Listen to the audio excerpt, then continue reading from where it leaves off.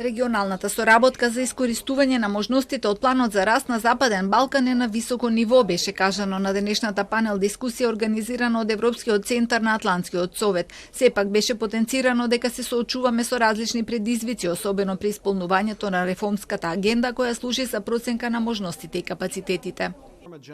На реформската агенда не гледаме како на замена за преговорите за пристапување. Но од друга страна таа е алатка за проценка дали владата, луѓето и цивилното општество инвестираат во патот кон Европската унија. Може да се измери како го правиме сето тоа и дали ќе постигнеме напредок. Но ние имаме многу предизвици. Еве на пример изборниот законник. Имаме подготвено изборен законник, но во нашиот изборен систем тој мора да биде донесен со консензус и сега е блокиран од неколку членови на парламентот. Тоа значи дека закон од реформската агенда не може да биде испорачан не поради владата, туку поради овие пречки, иако одговорноста е пак на владата.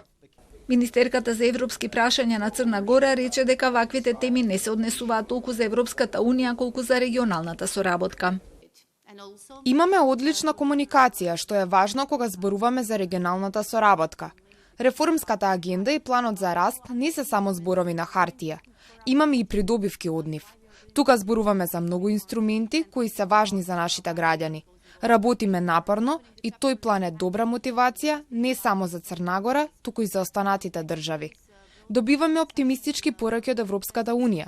Се разбира, има уште многу домашна работа и реформи што треба да ги завршиме во нашите држави, но за прв пат добиваме позитивни сигнали и од земјите членки. Заменик амбасадорот на делегацијата на ЕУ укажа и на важноста од подобрување на економската ситуација.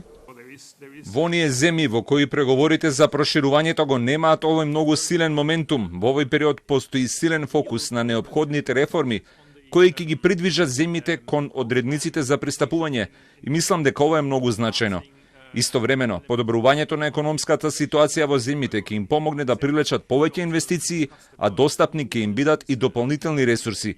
Сето тоа може да доведе до инфраструктурни инвестиции од голем обем, како во областите на енергетиката или транспортот.